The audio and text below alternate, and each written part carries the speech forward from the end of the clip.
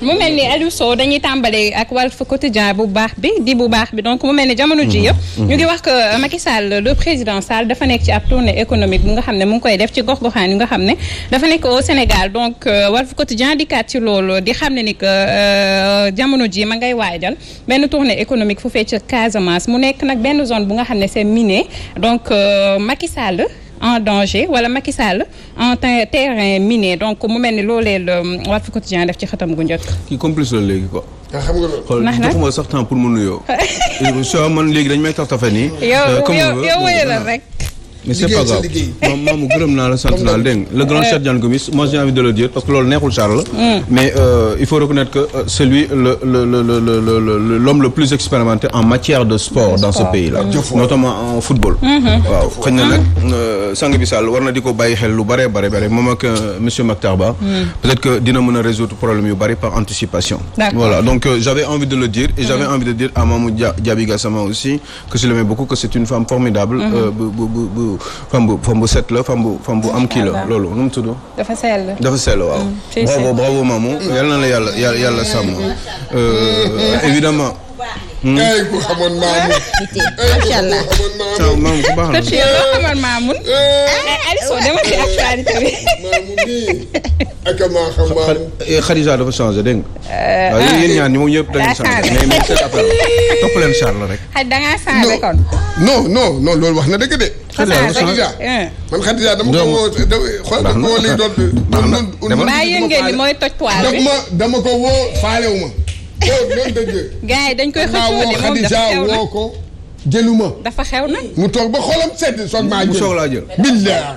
dafa cher c'est vrai. maa ko def de waa caabi. oui ma assume. voilà d'accord voilà leen assumé. voilà. ay baax na dama rek. man il faut mu mbëkk léegi yow kañ ngay assumé sa actualité bii ñu dugg. dama bëgg mbëkk taabal. dañ ko mës a assumé lii nii. mais dama bëgg mbëkk taabal bi.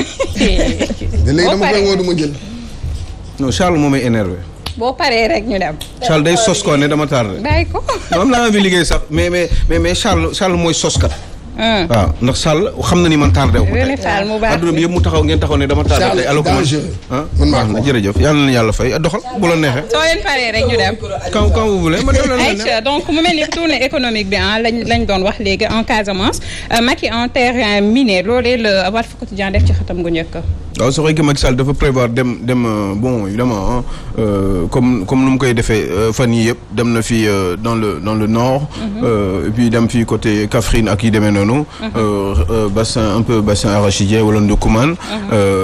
léegi Macky Sall bon évidemment cette semaine aussi prévoir na dem Thiès. ci région de Thiès. Macky Sall aussi prévoir na dans les semaines à venir pour dem ou les jours à venir pour dem Kolda Ziguinchor Sédhiou et tout ce qui est la zone sud du Sénégal ba Kolda. donc du coup Bignona enfin tout ça zone sud bi dina fa dem donc du coup Walf dafa poser question à savoir poser question sax dafa joxe un avis en disant que ni Macky Sall mi ngi dem ci béréb boo xam ne dafa miné. zone minée ça voudrait dire que effectivement on pense immédiatement donc à Ousmane Sonko. évidemment yi nga xam ne depuis quelque temps les 2-3 dernières années. Ousmane Sonko a eu à mettre donc la patte véritablement.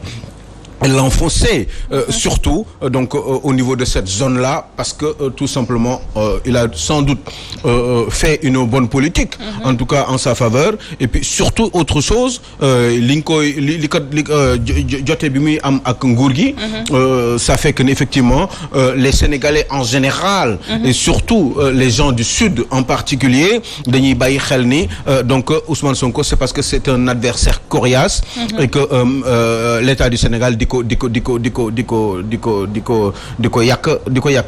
ko traiter de la sorte donc de ce fait en général sénégalais dañuy sot mais surtout zone boobu nga xam ne Ousmane Sonko est originaire donc zone boobu ñu si bari dañuy xalaat aussi affaire de mbokk lay indi ak yooyu ne waa ji effectivement dañ koy sonal et que dañuy gën a langaamu ci Ousmane Sonko pour gën ko jàppale par rapport ak li nga xam ne moom lay xalaat ni moom lay subir comme souffrance par rapport au traitement qu'il aurait vis-à-vis justement de l'État du Sénégal donc avec à sa tête le président Macky Sall donc yooyu yëpp faisant ça fait que effectivement ñoom dañu gën a dànk def donc di dem vers Ousmane Sonko. Ce qui fait que État du Sénégal en tout cas le groupe Benno Bokk Yaakaar. dañu nekk en perte de vitesse dans cette zone-là maintenant comme président bi dafa war a dem. Ce sont des questions qui sont posées ou des réflexions qui ont été faites par rapport au fait que ni bu fa demee est-ce que amul ay risques ak yi demee noonu déjà Fouta Tampi Fouta machin la zone nord bi nga xam ne demoon na fa il y a eu quelques difficultés par rapport à certaines manifestations ba ñu yóbbu woon fa ay nervis yi nga xam ne amoon na ay xeex yu bari yu amoon entre ñoom ak ceux qui étaient en désaccord avec Macky Sall et qui avaient des brassards rouges et qui justement manifestaient contre sa venue là-bas donc ça fait que ni c'était très très compliqué pour lui alors que tout le monde pensait que ni Fouta était une comme on le dit communément ou alors généralement que ni Fouta c'était un titre foncier pour Macky Sall. Nédé ko Bandoum et ben on s'est bien rendu compte que ni c'était pas du tout ça. Alors bi ñu jëlee exemple ci Fouta boobu avec cette surprise qui a eu lieu par rapport à li ñu xalaatoon ni Fouta titre foncier la. et ben on s'est demandé est-ce que zone sud bi nga xam ne foofu la Ousmane Sonko originaire te nga xam ne ñi ngi koy sottal par rapport ak comportement bi nga xam ne état bi moom la am ci ñoom te ñoom ñu gisee ko noonu. eh ben est-ce que du gën a am risque est-ce que du nar a am ay problème est-ce que état bi bu fa yóbbu ay nervis du nar a gën a indi ay difficultés par rapport à cette visite-là est-ce que Macky Sall serait tranquille si toutefois sans mu indi ay nervis sans ay nervis ànd ak ñoom ak yooyu est-ce que du nar a poser problème par rapport aux manifestations diverses yi nga xam ne war na fa mën a am bu fekkee ni donc dafa war a jaar comme li ko dal un petit peu au niveau donc de la zone du Fouta. Ce sont des questions ou des réflexions qui ont été faites et on se demande voilà est-ce que nan la nar a demee est-ce que jël nañ seen i dispositions est-ce que def nañ en sorte que tout soit calme et que tout soit tranquille ba nga xam ne moom li mu bëgg comme visite donc économique dina ko mën a am normalement et puis éventuellement faire sa politique à sa manière donc ay réflexions yoo xam ne la moom la Walf Quotidien def tey et bon ben ça mérite réflexion ce serait bien que vous alliez justement jeter un coup d'œil dans ce quotidien-là à la page 3 vous pourrez avoir quelques avis divers ou quelques réflexions assez élargies par rapport à justement cette visite qui est prévue donc du président Macky Sall. man je ne sais pas ndax mun naa ci wax as tuuti mooy comme tey bu ñu gisee le président Macky Sall fas yéene dem Casamance pour defar tournée économique man je pense que moom li mu jot a am Fouta rek ak waa Fouta Tampi li ñu ko xooxatalee sax bon je ne sais pas ndax xooxatal la mais dañoo mer ba Fouta rek woon seen mer jëmale ko le président de la République donc je pense que tey aussi bu demee Casamance même chose mooy répété waat askan bi danañ génn wone seen mer mais aussi est-ce que ça dana am benn foule ba nga xam te ne dana ko topp parce que tey bu ñu xoolee le maire Keita mi fa nekk actuellement amatu fa benn base. Balde. waa Balde Ziguinchor su fekkee ne Bignona. Keita waaw. insay Keita amatul baat Bignona kenn du ko déglu même tey bu ñuy organiser meeting waa Pastef bu ñuy def ak Keita buy def Keita ay 3 personnes lay am waa Pastef ñoom ñooy gën a mobiliser donc je pense que tey Keita ak lu mu mënta def pour Macky Sall ñu mun ko accueillir duñu am mobilisation boobu bu ñu demee aussi Ziguinchor même chose parce que Balde aussi actuellement ñëpp xam nañ ne élection locale yi di ñëw Balde du fa am dara. waa Pastef dinañ ko dóor surtout du moment où ñu ngi proposé kii di Barthélémy Diaz mi ngi proposé pour Guy Marius Sagna mu nekk maire bu Ziguinchor kon tey man je pense que Macky Sall bu fa demee même bu fa déggatu yuuxu sax mais moom du gis mobilisation soit bu ñu koy accueillir aussi ay yuuxu lay doon di ko ñaawal wala soit du gis kenn. Casamance xam nga problème mu Ziguinchor comme ni ko Aliou waxee par rapport ak est-ce que c'est que ki nga xam ne moom la population bi gën a déglu Ziguinchor mooy Seydou Sané ñoom ay Baldé ay Doudou Kaye ay Benoît Sambou non ki ñu gën a dégg moom mooy Seydou Sané il a un mouvement moom bokkul fenn nag dégg nga donc ce qui veut dire léegi tey jii comme ni nga ko waxee li fa nar a xew mooy que c'est à lui maintenant xam nga loo gis rek njiit da ngay joxe message man li may conseiller Macky Sall ci ci tournée bi maanaam na xool ñi nga xam ne moom na xool ñi nga xam ne ñoom la population bi gën a voilà. xam nga loolu. ñi ëppal njariñ population. moom laa lay wax noonu c'est que gis nga bu buggee man boog tourné comme que def na yeneen yi gis na li fa xew. yeneen yu muy dem day dem Ziguinchor Casamance day dem Thiès day dem feneen Kolda. mais na xool ñoo xam ne au moins parce que ñooñu bu ñu xam nga population bi parce que man mii demoon naa Ziguinchor. xool naa maa ngi doon xool di dugg di génn dem naa ci ay plateau télé dem naa ci ay plateau kii xool naa xam naa. mais natt naa. bon néew ma nag mun naa jum waaye nag man li ma gis. mooy que loolu ñooñu mu yaakaar. góob ma ñoom ñu defal ko affaire. léegi nag lan la war a def daf ko war a préparer. pour lii maanaam mu bañ a am problème. dégg nga terrain minier bii. moom mu éviter mines yi. c'est vrai y a des mines. léegi nag na ko éviter. éviter moom mooy. am interlocuteur. boo xam ne bu wóor la. bu gën a kii man defe naa loolu. d'accord xam nga mënul am benn pardon. mënul am benn interlocuteur bu dul ñi nga xam ne ñoo fareek moom. te mu wóolu leen jox leen ay responsabilités. au sommet de l'État ci waa yenn direction yi et cetera. et je pense que ni en fait le problème de Macky Sall mooy dafa nekk ak ay nit ñoo xam ne amuñu crédibilité dans leur propre zone. merci. et que daf leen mettre ci ay conditions. merci jox leen ay alal bu dul jeex. xam nga ba mais ces gens-là ne servent pas à grand-chose parce que ils n'arrivent pas à domestiquer les populations du sud du Sénégal maanaam de tout ce qui est zone sud Ziguinchor ak yooyu mu gars yooyu fa nekk capable ñu véritablement renverser la tendance. ba récupérer ñi nga xam ne dañu dem ci Ousmane Sonko parce que ils sont déçus. Imaginez, je vous donne juste 3 ou 4 exemples. Parce que quand même ce sont des leaders qui sont connus, publics, qui font de la politique sur place et qui ont des grosses responsabilités, mais en réalité qui ne servent pas grand-chose dans cette zone-là et Macky Sall doit le savoir. Imaginez bien. Regardez le cas de Abdoulaye Baldé. Abdoulaye Baldé qui avait des problèmes avec waa kër Ablaye Wade ci 25 nit yooyu ñu mu bokkoon. le 25 nit yooyu procureur Aliou Ndao ak Mimi Touré décidé woon. pour ñu xool saytu seen i alal. et ben finalement gis ngeen Ablaye Baldé c'est vrai que partem la yor. centriste ak yooyu demee noonu mais finalement il s'est retrouvé aux côtés de Macky Sall. parce que sans doute il a envie de conserver il espérait conserver et il espère toujours certainement conserver sa mairie parce que loolu kese la dese comme agripoire si je peux le dire comme ça. ci loolu rek la jàpp donc de ce fait ça lui pose un problème parce que finalement kooku gars yi bëggatuñ ko. bëggatuñ ko parce que et c'est sûr que il va perdre le Ziguinchor il ira très tôt. à peine 55 ans à la retraite en retraite politique c'est d'une évidence qu'il va le perdre. pourtant kooku Macky Sall la. prenez le cas de Benoît Sambou c'est pareil Benoît Sambou dañ ko dugal mais au départ première fois premier gouvernement Macky Sall les 6 premiers mois il était ministre de l'agriculture et de l'équipement rural mais 6 mois après dañ ko jël beddi ko pour X raisons mais après finalement li ñu ko jox benn espèce d'agence boo xam ne à peine visible. xawma lan de dialogue xawma yu kenn xamul de territoire donc c'est sûr qu'il n'existe plus bon li ñu ko mën a defal mooy chargé des élections au niveau de l'APR. mais à part ça qu'est-ce qu'il est et qu'est-ce qu'il a fait bon évidemment quand il est arrivé il fallait aussi moom tam mu defaru defar boppam am fu mu toog am yu mu ñàkkoon mu jëm ko récupérer essayer dëgër am taxawaay daal financièrement parce que c'était sans doute difficile avant qu'il n'accède au pouvoir donc c'était pas évident pour lui donc mënul woon di toppatoo population bi te population bi des fois dañuy soxla ku leen toppatoo ku bokk ak ñoom li nga yor et loolu ce n'était pas du tout son cas moom à Benoît Sambou parce que j'en entends beaucoup de choses parce que man dama am ay réseaux yu nekk foofu yu may jox raison yi ku nekk te ay kilifa la ñu comme genre yi nga wax noonu te dañuy xam dëkk bi xam nu mu demee donc kooku loolu mooy problème moom si vous prenez le cas de certainement de Doudou Ka bon très bien dëkk fa mais il est originaire de là-bas de par sa maman yaayam moo tax mu nekk originaire foofu donc on peut dire que mun na fa dëkk toujours de par ses origines parce que dëkkuwaay bi du mun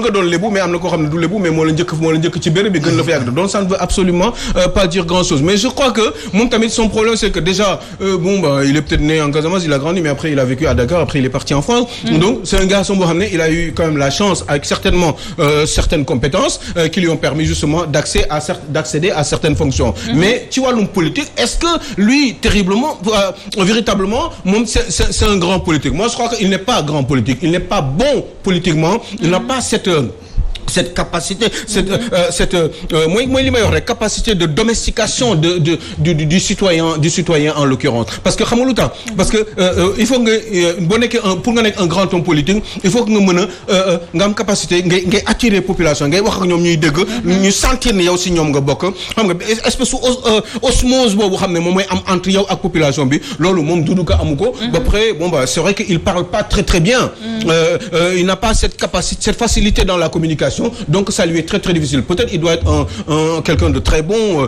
dans sa compétence ak yu demee noonu mais politique dafa am lu mu laaj politique il faut que tu saches il faut que vous sachiez vous expliquer convaincre des populations mais loolu bu fekkee ni mënuloo ko ça va être très difficile parce que ñii bu fekkee ni c'est pour distribuer de l'argent kese à un moment donné ils en auront marre et ils se rendront compte que finalement vous n'êtes pas grand-chose et que vous avez de l'argent à distribuer et c'est pas très évident parce que gis nañ sa trajectoire mënul dem bon il ne sera pas maire non plus je crois que s'ils ne font pas attention Macky Sall va perdre parce que ñi mu teg foofu aayuñu mënuñu ko aayuñu mooy moom laa lay voilà non uy ma dafa ci am loo xam ne dama la kii xam nga ñooñu nga tudd noonu muy Benoît Sambou muy Doudou Ka muy kii Baldé dañoo defe ne xam nga il faut gars yi xam population ne meeting dañ def ne meeting. waaw non moom mooy baromètre bi. mais ñoom loolu xam nañ ko de. est-ce que du Macky Sall aussi moo leen. non parce que gis nga meeting yi au lieu que yow au moment bi ngay def meeting am na koo xam ne mu ngi dem ci biir population bi. man moment boobu. ci week-end bi amoon na fa meeting. mais au même moment Seydou Sané qui prend mu dem ca stade ba. gis toiture bi ba sax moom mu ñëw defar ko. dem ci nit yi di def ay action leen ko tuwaay. mais est-ce que comprendre nga loolu. alors que kii mu ngi nekk meeting gis ay nit xam ni dafa am ñoo xam dañoo dañ kumpa dañu ñëw rek xool. dañuy loué ay waaw voilà ñëw xam nga. il faut ñu bàyyi xam nga la mooy différence bi. waaw ak Seydou Sané. waaw mooy Seydou Sané.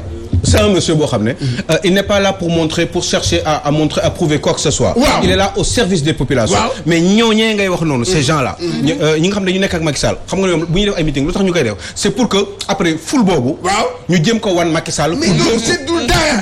non même bu fekkee ni sax Macky Sall xam na loolu. non Macky Sall loolu la bëgg mais. dafa bëgg ñu koy nax en fait. mais du question dafa bëggul ñu koy nax bu doon sagoom ay nitam. am ay nit foofu mais comme moom mënul surveiller lépp te il ne peut pas être partout et nulle part parce que en même temps affaire bi aussi ñi lay wax mais am na ay représentants ci dëkk bi mais bu fekkee ni ñooñu dañuy def ay meeting ñoom Doudou Ka Benoît Sambou et les autres Abdoulaye Baldé ñi nga xam ne ci wetam la ñu nekk bu fekkee dañuy def ay meeting ñëw nii ne xoolal waa ji ñii ñoo ñëwoon ci meeting am mais Macky Sall fàtte na ni ñooñu dañu am xaalis boo xam ne dañ ko denc te xaalis boobu moo leen di permettre ñuy jël population yi di leen indi di leen teg l'essentiel mooy après rek loolu nekk ci télé bi ñu wane ko ful boobu il faut ñu wan ko Macky Sall pour wane ni ce gars-là il est crédible mais après surprise bu mag bi moom mooy bu élection yi amee mais Macky Sall moi je vous dis une chose vous allez perdre quoi vous allez perdre là-bas parce que vos gens ne sont pas crédibles parce que tout simplement seule différence la ñu am ak ñoom Seydou Sané et les autres qui travaillent véritablement pour la société ñooñu nga war a dem gis yow jël leen wax ak ñoom ñu wax la véritablement lan mooy dëgg bi population yi lan la ñuy dund parce que ñi nga nekkal yow duñ la ko mës a wax xam nga tax duñ la ko wax parce que buñ la ko waxee ñoom seen bopp dootuñu fa toogati parce que yow da ngay am problème ak ñoom da ngay obligé dindi leen ba comme ñoom seen intérêt la ñuy sóoraal nag forcément eh ben duñ la wax daal li ñu mën a wax rek mooy des images qui peuvent vous convaincre maintenant c'est à vous de voir et puis d'avoir des gens de confiance sur place mais bu fekkee ne ce ne sont pas des politiques pour que ñu jox la véritablement les bonnes informations mbirum confiance sax ñu dikk ci manque de confiance bi nga xam ne amaana jamono ji ku jëkk politique bi am na ko ci nguur gi ñeel modification code pénal bi nga xamante ne si week-end bi nemmeeku nañ ko foofee ci assemblée nationale donc Walf Quotidien dikkaat ci def modification du code pénal acquisition de matériel anti-émeute donc des prémices inquiétantes de restriction des libertés donc mu mel ni nekk na xew-xew bu nga xam ne amoon na fu fee ci assemblée nationale jur nag coow bu bari jamono ji li ko war mooy article donc yi nekk ci kii bi ci article 238 waaw boobu tamit si vous pouvez le lire ce serait une bonne idée pour que sénégalais yi xam tout article bi mu ngi naan tout regroupement toute violence ou voie de fait ou encore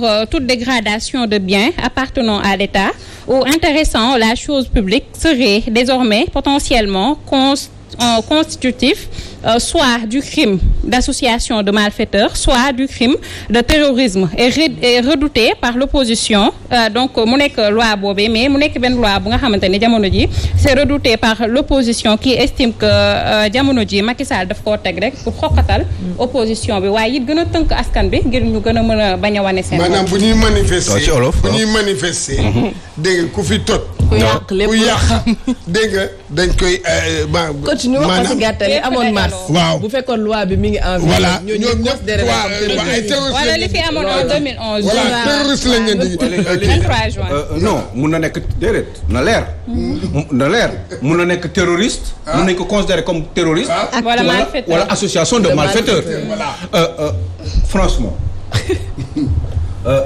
xam nga fii ku dee ak sa bàmmeel dañu ne loi boobu mun na considérer mbir Salma est en train de manger li Cheikh Diagne Gomis wax yëpp moom la Salma di waaye waa ji du ko filmer damaa assumé man xam naa sama café moom lañ gis mi ngi toll ni dafa xiif bay miir mi ngi bëgg a rey croissant Adama Ndaw Damasi li kenn mës koo gis croissant Adama Ndaw Damasi ñu ne dañ wax bu ñu paree dafa da fekk croissant yi jeex ndax Salma mi ngi koy jeexal yow Adama waaw léegi ma ne man benn rek laay wax waaw jërëjëf Babacar wax na dëgg non pour dire que ni rek ñu article loi bi dafa ne ci ni nga ko doon waxee li fi xewoon mois de mars ak éventuellement li fi xewoon mois de mars yëpp pour gàttal quoi pour sénégalais li fi xewoon mois de mars ak li mën a xew éventuellement ci ay terrorisme ba yi nga xam ne ñoo ay terroristes yi nga xam ne ñoom xalaat nañu njort nañu comme ñoo nekk ci état ni mën na fi am ak pour protéger suñu pétrole protéger suñu gaz suñu ressources yi yooyu mën na fi am parce que gis nañ ni dëkk yi am yooyu yëpp en général dañuy am ay menaces ñu ne dañuy prévoir loolu teg un dispositif prévisionnel pour loolu mooy loi bi wala ñoo xam ne comme li xewoon mois de mars bu amaatee ñu sanctionné ko comme ni ñu ko waxee fii franchement pour ñu ko mën a continuer waxtaan rek parce que ñun dañuy waxtaanee xel loolu d'accord ngeen ci wala d'accordu leen ci man parce que bu ñu toyee au champ man Salma waaw man Salma moom déedéet non piège non parce que dama leen wax lu loi bi xam nga il faut arrêter hypocrisie bi nga xam ne moom moo am ci réew mi ñi di xuloo di saagante naan loi bi pour terroriste c'est pas vrai xam nga da ngeen wax terroriste rek ma arrêté leen ne leen c'est pas vrai du loolu kese am na leneen dafa ne mën nañ considérer loolu comme ay acte de terrorisme bu fekkee yooyu daf fi am foofu la définition terroriste important we au Sénégal waxuma yeneen dëkk de mais au Sénégal définition terroriste. dañ ko war a andiwaat. xam nga la mooy terroriste kuy marquer la terreur quelque part dans un endroit ci benn espace. mooy terroriste mun na doon mu nekk mun na un terroriste peut être islamiste. la bande à Badel qui suscite la peur quoi. non attends xam nga qu'on se dise la vérité. il faut ngeen laaj ma laaj il faut mu leer na il faut mu leer na dañuy waxtaan rek. ñun ñëpp parce tiit que nañu sénégalais bu ñu jógee yow tiit nga non. man tiit naa mais mer naa. tiit nga tiituma kese dama tiit ba pare mer. parce que am na ay kër yoo xam ne dama gisoon ay nit di ko taal. ay Auchan di ko taal. yooyu fi nga xam ne ay nit dañu fay liggéeyee. man loolu je ne suis pas d'accord. point barre donc loolu noonu. loi bi daf ko prévoir. mooy li Khadija doon wax léegi. ni loolu dañu prévoir léegi loolu bés bu amaatee. ñooñu da leen di considérer comme acte bi acte criminel lañ koy considérer. mais Aïssa ma xam la laay ragal ci loi bi bu xasee ba nekk en vigueur. Aïssa nee nañ naa nekk na en vigueur mais est-ce que dinañ ko defee comme ni mu waree est-ce que duñ jug ku ci nekk. xam nga moo tax ma ne la dañu redéfinir terrorisme. non non xamee nañu non quand même nañu waxante dëgg. nañu waxante dëgg te yàlla tax xamee nañu lan mooy terrorisme xam nañ ne malfaiteur xam nañ ko li xewoon au champ ba. mais Aliou Sow fi mu ne nii man mii sax mën nañ ma jàppee terroriste parce que maa ngi toog ci télé bi di kaas. non déedéet. mais si nañ waxante dëgg man loi bi bañ ne adopté naa ko man damaa. Salma man maa lay expliquer li xew te li ma wax du dañ. mun nañ ne nag dama far fii wala dama far fële chaque jour on le dit. ginnaaw suba ñu ne fii laa faral ginnaaw waati suba ñu ne keneen ki laa faral ginnaaw waati suba ñu ne waa diw laa faral. ginnaaw suba ñu bisu topp ñu ne intelligent la bisu topp ñu ne xamoo dara ma ça m'est égal. ce qui m'intéresse mooy li may wax nii est-ce que dina am na wala amul.